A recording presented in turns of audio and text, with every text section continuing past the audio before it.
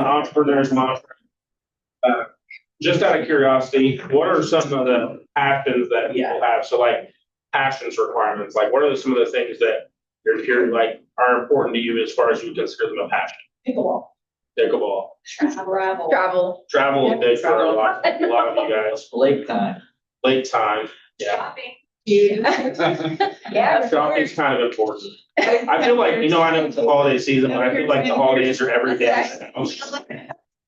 Might be all five. Oh, gosh. No talk here. Next time. Me too. I don't know if you can tell. But anyway, so I mean, I personally think passions are. Hey, this was like 20 years. I personally think passions are very important You because got all of it. the goal of everything we do is to have a why. That's why it goes back to your why, in my opinion, because what's going to make you come to the office on days that you wake up not feeling it? Because that's where you become a master of what you do and where your passions lead through. Because if you're not willing to do what you're supposed to do when you don't feel like doing it, then that's what it takes is discipline. That's part of the reason we have so many people that are successful in here. Like it's not a random thing that the top 15 to 20 agents in our office come here every day. And we've made the point before, we've said it a lot in class, all of us have, that the common denominator of the top 15 to 20 agents in here is they're here every day. You can sit on our couch in the lobby and it would tell you who's successful. I know that you hear that a lot, but it's the small things every day. It's showing up and doing the small things every day, which I know we're going to get to later.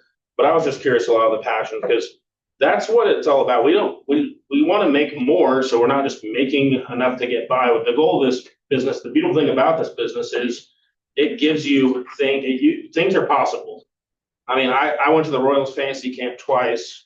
A lot of times people don't go to the Royals Fantasy Camp, kind of expensive, until they're in their 50s, 60s. I was able to go twice and I'm not even 40 yet.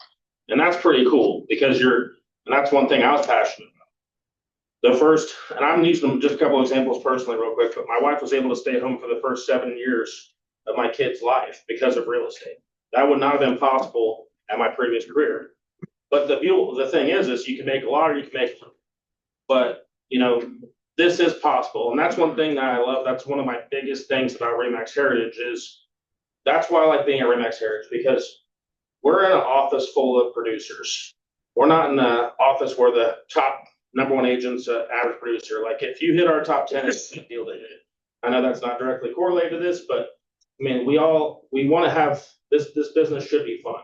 We should enjoy doing this business. If you don't like talking to people and it's like, it makes you nervous. I mean, we all get uncomfortable, but if you don't like talking to people, it probably ain't the right business for you. Like helping people accomplish big goals. That's the biggest thing.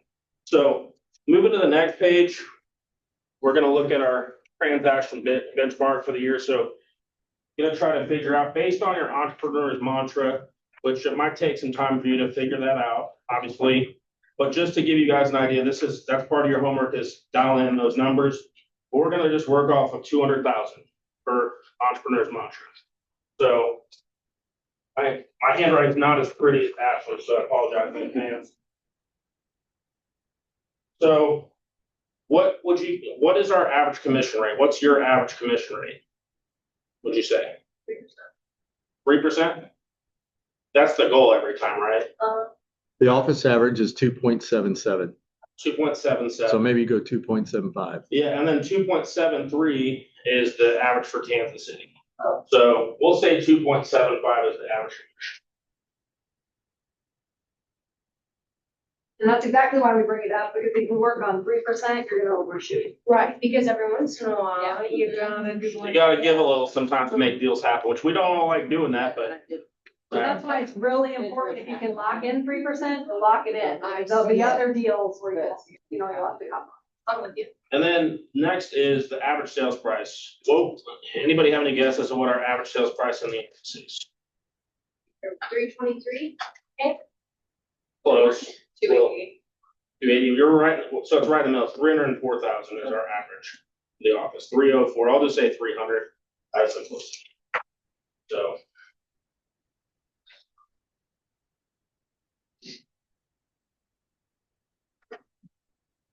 And this will be different for all of us, obviously, but this is where you're going to have to do some homework. You need to go back and look at your numbers from this year and see, okay, number one, how many deals did I close? What was my particular average sales price? Because maybe that's the office's average. But if you're looking and you're doing your homework on your stuff, you need to really dial in because it could be different for other people. Ashley's sister over here killing it. So her price point might be a hair different than some of us others. Like there's some people who work in luxury. There's some people who close. I mean, we're all different. So do your homework. But the goal is to break down how many transactions you need to hit the entrepreneur's month. So if it's 300,000, what's 2.75 commission at 300,000? I always make the joke with my family and friends that I can do 3% of anything on 8250. 8250.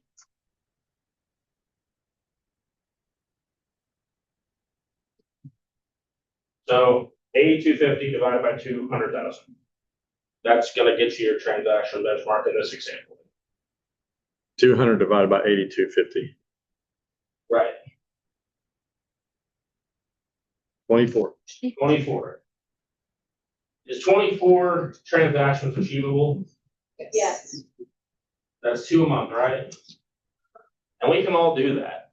I mean, and this is where it's going to get back to our daily activities and getting back to what are we doing every single day. That's the goal of this whole thing, is to set realistic goals, which we based off 200,000. That number is going to be different for a lot of people.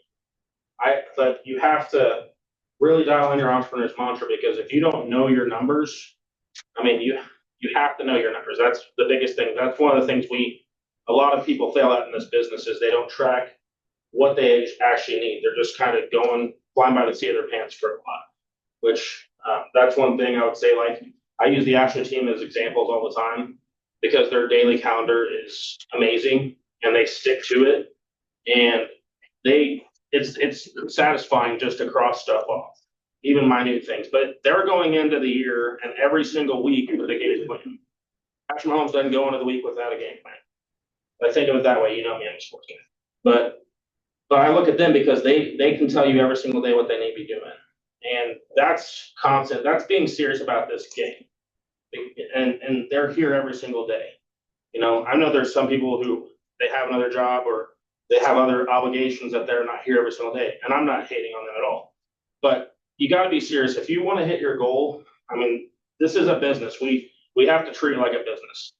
And if you're not serious about your daily activities and your goal, you know, following and tracking your goals throughout the year, then you're going to probably end up disappointed. I mean, there are some people who have their best year and they don't track stuff, but it'll make you go crazy if you're not following along. So we use the Workman success tracker. Yeah. We've expanded it, so it's a lot more detailed, but. Right. And you start with your top advocates. But I'm talking about tracking. To Oh, see yeah, yeah. Where closings are coming from, what our average commission is, what our Right. average. Right. And you have that because you plug it in, you keep it, you use it. So, Oh, yeah. and it's just like a CRM. What's the best CRM?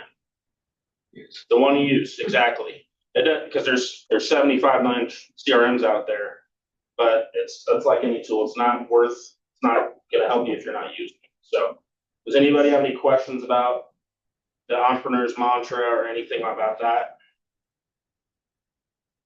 No? All right.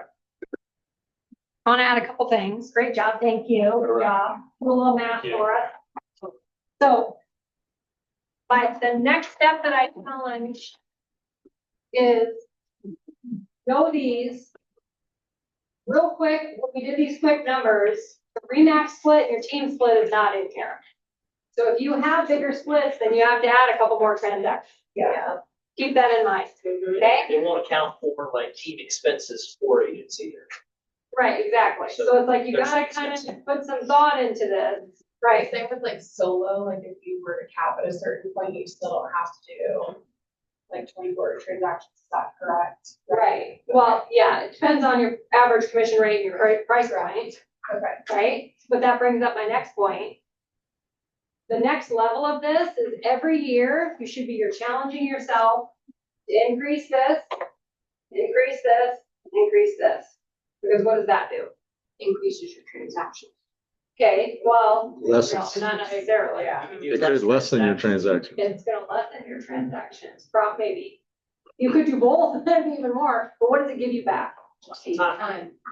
Time and Freedom. balance, freedom. That should be the goal. Or maybe not, it's up to you, you know what I mean, like, whatever, but, and if this is your bread and butter and it just always works for you, then live in that space. But imagine you need to ask yourself, what if I changed 2 sales a year to $600,000? Then I added the extra, $10,000 onto my marketing budget, and then what could I do with that? Or then I could hold one extra big event for the year, I always wanted to do a Christmas event or an Easter event, whatever.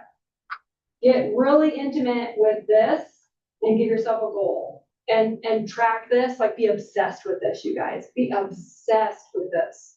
Where you're at, what your average commission rate is, how can you do better?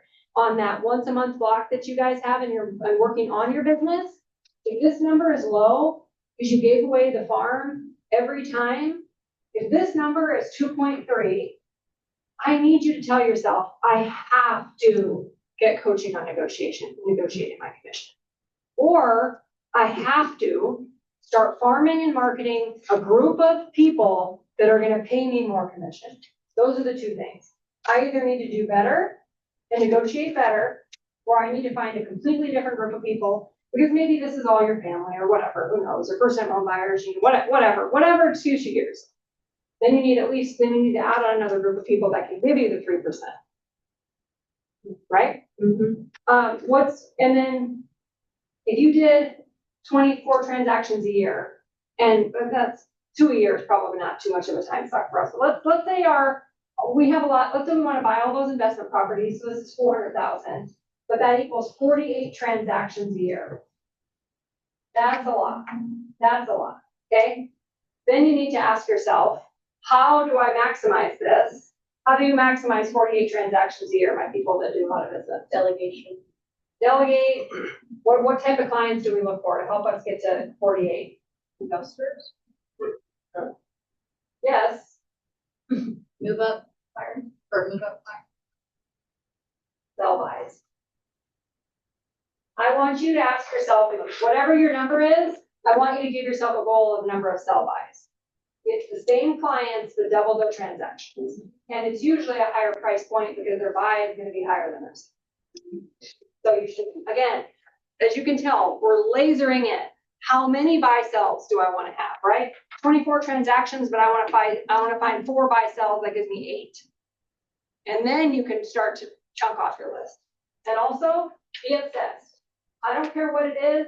If it's a freaking picture with houses on it that you color in, everyone, whatever works for you. If it's a digital list, if it's a Google Doc spreadsheet with the number of lists on it. If your number is 24, be obsessed. Every single day, I want you to look at a line item or houses that you color in with 24 on it. Be obsessed. And then you soon realize, once you've been in this long enough, I only have to find 24 people. 24 families. And if I can find 4 buy sells, you know what I mean? That's doable. That's the blessing in real estate. Our mortgage lenders have to get 3 times the clients because they get 1% versus our 3%. 3 times the amount of people. Granted, I know they don't put the feet on the ground like we do for the transaction, but like you get it. Okay? Okay, let's move on. Yep, be obsessed. Okay. I think we hit on clarity and maybe some focus things there. You told us to remind you when we hit on the things we were looking at. Yes. Yes. Some things that did, we saw yes. numbers. Thank you. Shane. Got it. Let's take a quick peek.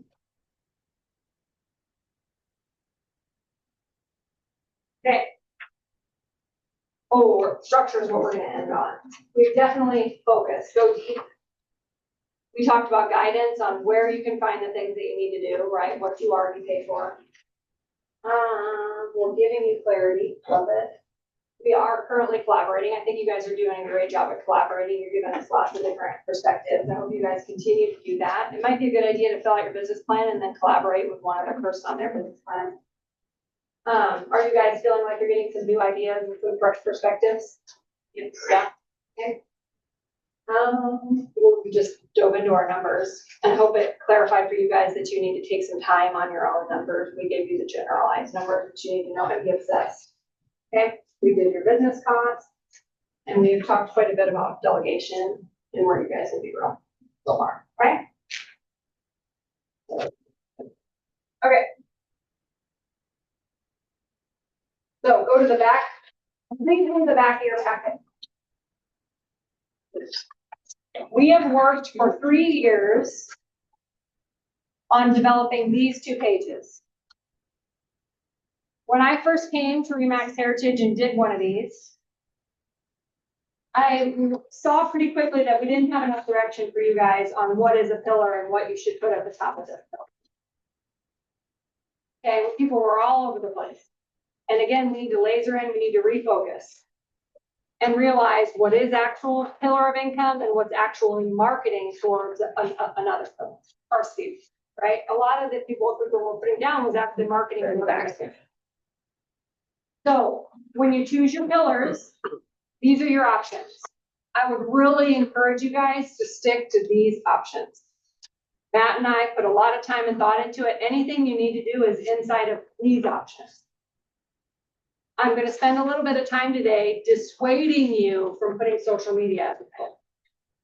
Unless it is bringing you an entire other basket of eggs that wouldn't normally be in your basket, it's not a pillar. Strangers, if you're actively paying money and finding strangers on social media and putting them into your basket and converting them at a high enough level to be a pillar of income, then you can put it on. Otherwise, what most of us use social media for is to do what? To market our sphere. Build rapport, show we do what we do, to build connection with our sphere. Okay? Because all of our past clients, our audience on social media, that's what we're doing there. And a lot of us aren't spending money, not real money. We're talking about real marketing, not like event top 5 money. But if you are, great, put that down. But then make sure it's on your rotating schedule every week. So next week, we are going to do a sprint on sphere and then one other pillar of your guys' choice. Okay, so we're going to do a deep dive. Your sprint is part of your homework. Right now, you're going to pick your pillars. A sprint is really your action plan. Okay, if you find your sprint real quick, so you guys understand what's available to you in here.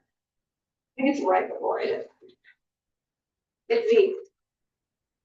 Your number 1 sprint is going to be your number 1 pillar and so on and so forth. Remember, like I said before, there's a delegation box at the end. I get it if you don't have anything delegated for next year, but that should not be the plan for the year after that. Okay, so maybe subsequently put 2027 and I want you to put somebody in there. Some portion of what you're not naturally good at should be delegated by a goal in 2027 to somebody else. Okay, and it will help drive you to push and to make money be successful this year and help pay for that next. Other advice. Look at what brought you income this year. Don't guess. Okay? If you don't have a lot of income, then you are going to have to figure out what you're going to focus your time on and go on. But if you had income this year, get laser focused on what actually brought you income. The other thing is, most of you, I really discourage you from choosing 4. 4 is too many. That's hot. Number 1 is going to be your number 1 income, probably sphere. Sphere, we say, is really past client, database, friends, family. It's really incorporating everybody because that's who you're going to invite to your events, send a pop by, touch every year, 33 touches or whatever your touches are. That's all the same group, and that's why we group them together. Okay? If you have a pretty aggressive post-close campaign or a referral program, that could be something else out of your past clients. So most of us, it's all grouped together. Your second pillar is something that you want to put energy into or that you're naturally good at or has brought you income in the past. A lot of people, it's open houses, team income, business to business, investors, Zillow, social media, Zillow or both, anything online. Could be deal farming and mailers, FSBOs and expires, and most of us put that on there, but it's not really, right? And then number 3, if you pick one, my new agents, I'm actually really okay with you just focusing on 2. Studies say that you can only really gain real progress on 1 skill a year. And like David said, we are way too shotgun approach on our skill. So I've been saying this year, so I want your 3rd pillar, I want you to think about being a skill-based pillar. Whether it's, again, open houses, investors, geo-farming, FSBOs and expires, whatever that is. But you're gonna commit to coming to every class to develop that skill, to taking every online course, following every famous person out there that is great at that specific skill. And every week, I want you to do something to do with that skill. Okay? And commit to it for the whole year. And if it's something that like open houses that brought you money this year, then deep dive into that. And it also means maybe spend more time and energy, more signs. Go the day before. Our team door knocked every neighborhood we did an open house on Thursday afternoons. It went live on Thursday. We door knocked and invited all the neighbors. We maybe had a Friday neighbors only open house, depending on the neighborhood. And then we had the open house on Saturday. Our signs in California, they were really picky, so we had to put our signs out that morning. But ideally for you guys, it's Thursday or Friday. More signs, the better. I know it's annoying. Trust me, I also hate it, but it is what it is. We are business owners. That's what we have to do. Or delegate it, because our admin puts out all our signs. And it's the best thing. She's has so much energy and she loves it. I'm like, and we're in heels or whatever. It's so number 1 is your income. Whatever brought you the most income last year, or whatever you want to focus the most of your time on. Number 2 is something you're naturally good at or is already working for you or something, because it really has to be, you're going to spend enough time on it that I want you to enjoy it, or at least promise to enjoy it. And then the 3rd one is skill-based. If you then also happen to have like a random group of a breakfast club or something else, or an investors, maybe you'll put them on number 4 and spend a very 5% of your energy or your resources towards that. But most of you is going to be 1 to 3. Okay, so take a few minutes, look through the pillars, and let's choose your pillars. If you don't want to commit to your pillars today, that's fine. I learned something last summer in Recruiting 101, and I made this for you guys yesterday on Canva while we were sitting at the desk, because ours was in a big fancy book and I couldn't replicate it, so I built one for you. We went to Recruiting 101 in Denver last summer. We spent a week listening to all these amazing ideas, how to recruit agents at a high level, all these really high level concepts in the psychology behind why agents would choose us and what we're looking for. And I've been to a million of these. Raise your hand if you've been to like a conference or Remax something, right? What's the number 1 problem with going to a big fancy conference and getting all these ideas at one time? Too much info. Yes. Okay, this is the secret to that. We ended our Recruiting 101 week with a list of things that we wanted to do, and then we literally took them, put them into a 30-day spot, or a 60-day spot, or a 90-day spot, because some of them built on each other, right? I had to develop a transition plan worksheet for agents coming from other brokerages, 30 days, 1 week, 2, the day of the move to give them help. And then after I built that, then I could make sure and give it to everyone that I recruited, right? And then I could make sure and follow up on a checklist on what if they did everything, or if I could help with anything on the transition checklist, or I probably needed to go back after I utilized it for 6 months and see what was missing on there, what needed to be updated. You get where I'm going? So I promise you, please take me at this. If you want to do something different this year and implement more of your business plan than you ever have before, this is it. Take your sprint, and this is for all of it together. It doesn't have to be for 1 sprint. That's like too much. Take your 1, 2, or 3 sprints together. Then take this paper, and I want you to pick the different to-dos, and I want you to ask yourself, the stakeholders, who's going to do it, again, because I'm going to make you guys realize that I don't want you to do everything yourself. What are the tools you're going to use? What classes are you going to come to? Or maybe you're going to write down every Monday from 2 to 3, I'm going to work on this skill. I want to go to Buffini. I want to go to Shane's class on that. I want to get mentorship for this. Whatever it is, that's this. Remine, maybe if it's geofarming, so remine, that's gonna be your thing. And then give yourself a goal by when. And if it's 30 days, most likely it's in the first 30 days. Okay? And then what we ended up doing was some of the stuff I realized I checked off my 90-day list, but then I came back and did my 30-day list. And we made sure in 90 days, we checked off every damn thing, and it was the most productive thing I've ever done. We implemented an entire new program for recruiting, and we used more of the amazing ideas than I could have ever imagined that we could. And I filled it out as fast as I could afterwards because I was still inspired and understood the concepts behind what they were teaching us. I didn't wait. I did it right away. Okay. So I highly, highly encourage you. If this is overwhelming, don't do it. We have a shorter version in the packet. But if you're really like somebody who likes to dive in and you're really open to it, or you've been really stuck and you really want to change your business and implement things, this is it. I promise you, this is it. I feel like this is a great thing when we meet with, because I don't know if anyone else meets with Dave over like last year's business plan.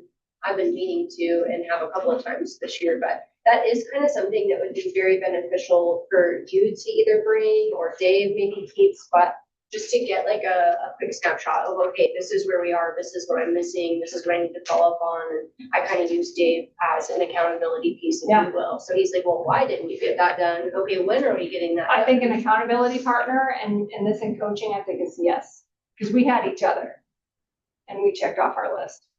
Yeah, and they thought of stuff that I didn't think of either. Yeah, I think that's great. Maybe we should use this as our coaching tool for the years. I think everybody that's in coaching actually should have one of these. So utilize that, check it off. I promise you it's going to help you make a difference in your business. Okay? Okay, so we got 11:16. Perfect. Any questions on that or the pillars? Fill out your sprints because when we do one together next week, you're gonna get more out of it. Yeah. Okay, so your homework. Let's take a look at this. Mission statement. The reason why I've developed this as a homework page is because it doesn't really work together. You need to be in a space, be creative, you know what I mean, have energy to put into your mission statement. Change it from last year, develop it, work on your mission statement. And we've got some pages in here about it. Okay, it switches to the workman pages. So go through the workman pages, that's the mission statement homework. Everybody laughs at me because every year I say it, I'm gonna say it again, don't pencil whip it. That means don't just put something down, put some real thought into it. Don't just do it to do it. Okay? No one cares but you. But you're your boss and it's all about you and your life. Don't pencil whip it. Go through the financial worksheets, 32, 36 through 38. That's your tracking. This is important. Don't skip it. Know what you spent this year. Know what brought you income and adjust accordingly. Okay. I think it's a good goal by next Wednesday to have your hard numbers just so you don't accidentally not do them. Again, I can't stress enough, compress all of this together. Don't stretch out your business plan because you'll get more out of it if you compress it together. You'll be more focused, you'll be more energized, you'll get it done. That's the financial worksheet, do your pillar sprints and your income breakdown, and then the goal 30, 60, 96 months and 1 year. So this is a little different. It says, this is like the shortened version. So there's this that you can fill out. But if you want to get more detailed, you can go straight from your sprint into this. Whatever works for you. Just like the CRM. That CRM is the one that you use. The best business plan is the one that works for your brain. If you're feeling overwhelmed or you want more detail or whatever, then I also encourage you to meet with your mentor or your coach. Go through it. As if it's your first one, I definitely think you should go through your homework pages with your mentor, with whoever. Okay, next week, we are going to do the SWOT pages, which is what she referenced in the beginning. So it's these. You don't have to worry about this until next week. But that's what this is. We're going to watch a really cool inspirational video and we're going to build a worksheet together with some nuggets and takeaways.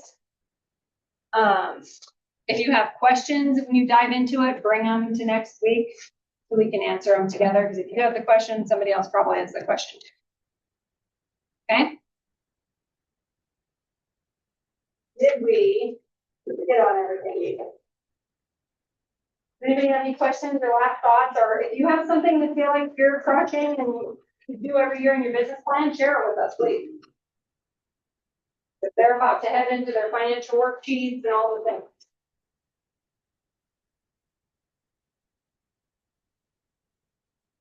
For me, I learned that, like the seller disclosures, the sprint should be a multi-day project, because you think of things, right? And get more specific than you think you have to. Because if you're actually going to do a task and put it on your calendar, you're gonna have to be more specific. So start with your sprint and add to it every day over the next week.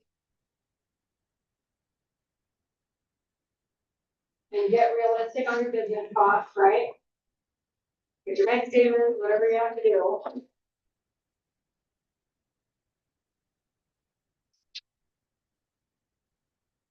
The next level, what I would add for structure, what I'm gonna teach this afternoon is what's called Taskmaster for structure.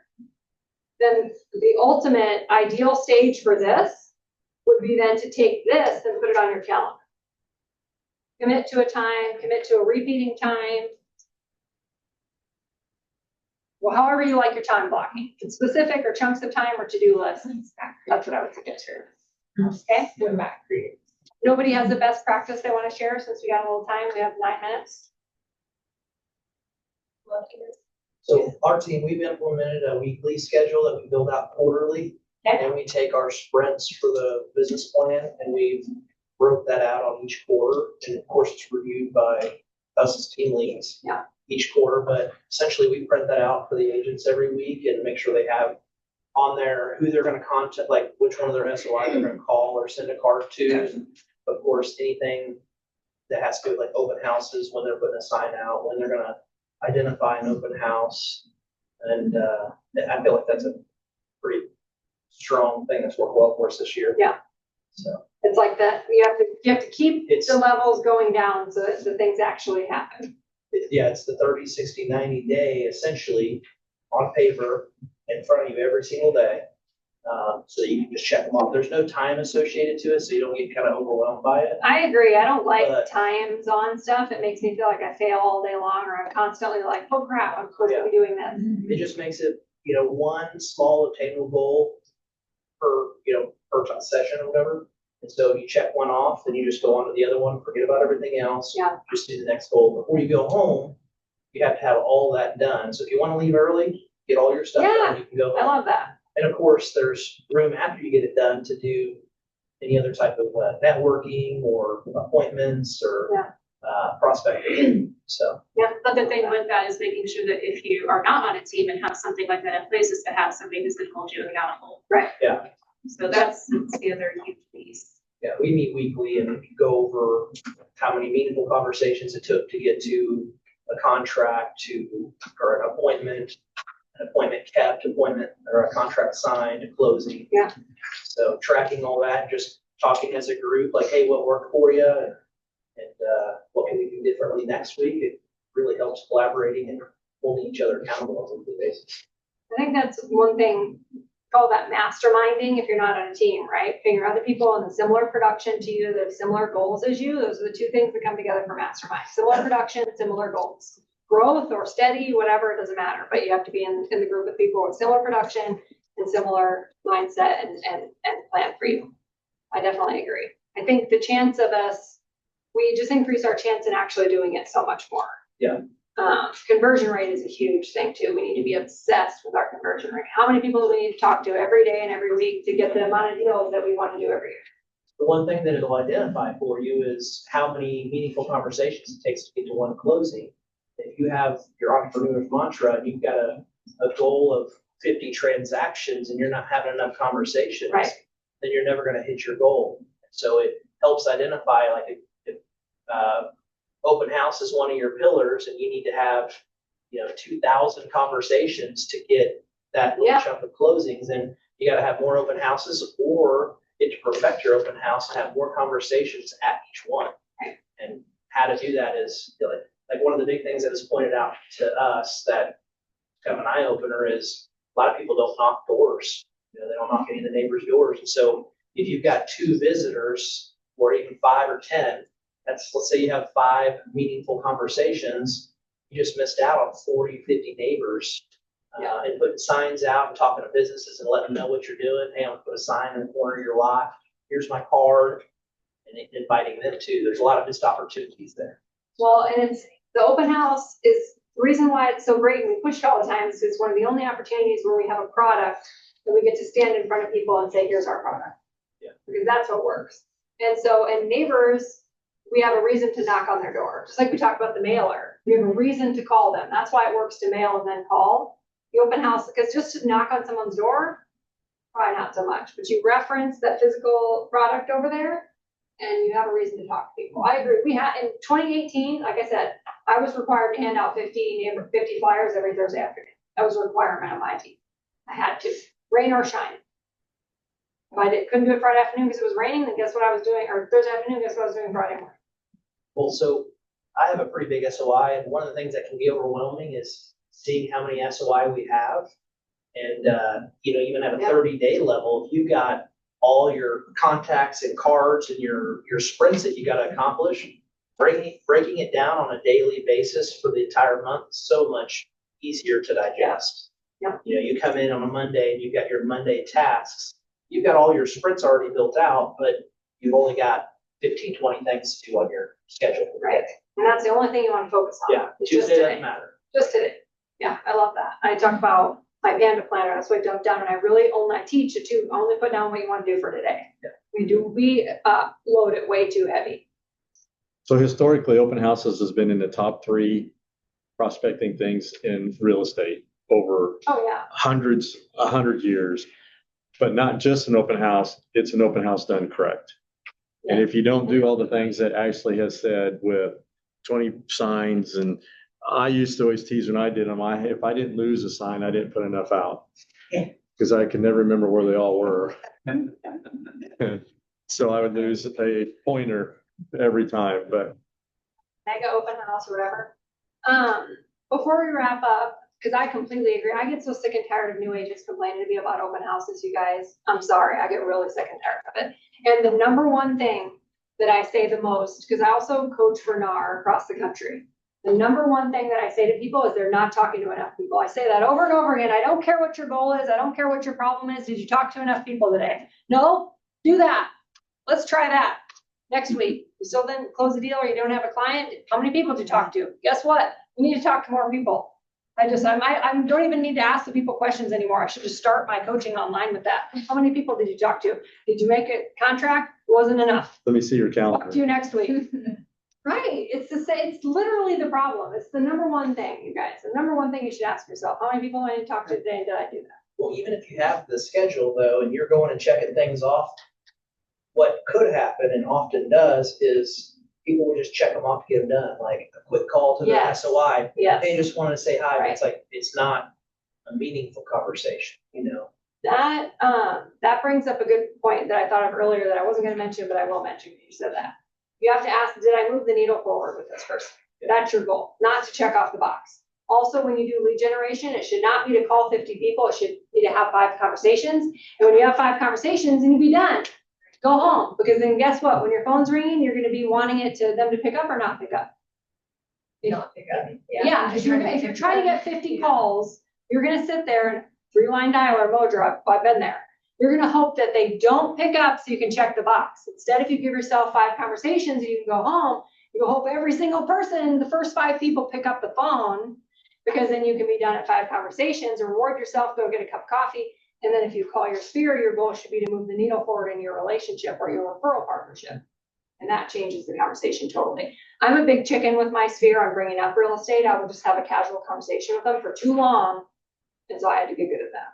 I've been trying to be a little better at that this year and not speaking on best practices. Just something that I know a lot of people around here already know, but on Fridays, I send out an email on Bold Trail that's just what's going around town this weekend. It is non-real estate related and it's the best open response that I have. It's like the thing that when I do call and have those meaningful conversations, people talk about that. I think I was on vacation over the summer. and someone had said, I didn't get the email today. Oh my gosh, and I had chat to make me one really quick and it got out, but like, that's something that I have struggled with is I hate bringing up real estate and feeling like that's the only reason I'm calling these people because that's not me. I'm not calling to sell you real estate. Am I calling it a bonus of you giving me a referral? Sure, absolutely. I'll be happier than ever. But what else am I offering you outside of real estate? And sometimes it's just checking in with them. Did I creep their social media and see that they lost their dog or that their mom is sick or that they've had to travel a lot for work or like what can I get into to, like you said, help move the needle forward? It isn't always real estate. Not every single call, email, Relationship card connection, should or be more, real whatever it estate. is. We are people behind what we do for a job. If you're gonna do the events, here's 2 tips. Put it on your blog and share a link to your website instead. Put it on your social media and give a link to your social media instead. Instead of giving it to them in the email. Have them one step further, or put some on there, but put maybe the sum for the area, but then have them click on a link for something else. That would be my tip for that. Anyone want to share a quick takeaway before we close? What was your top takeaway?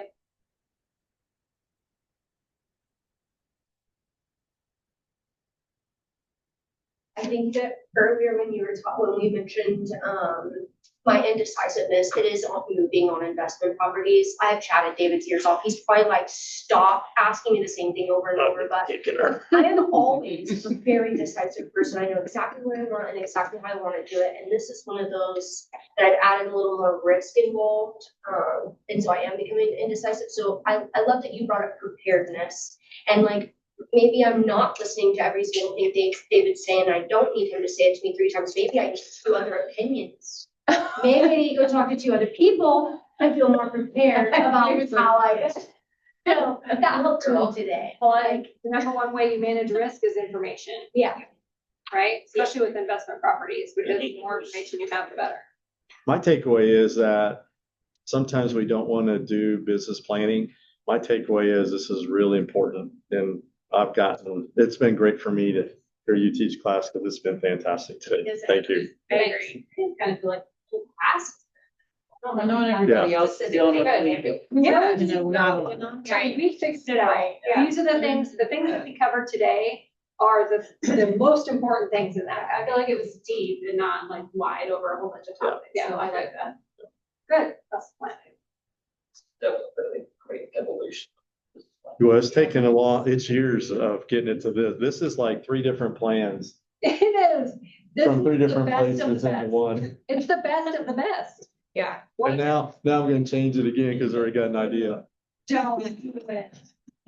Like delete 2 pillars. Right? No. Like work that ugly pillar page. All right, guys, thank you. I hope to see you guys on Wednesday. And we'll. Great act.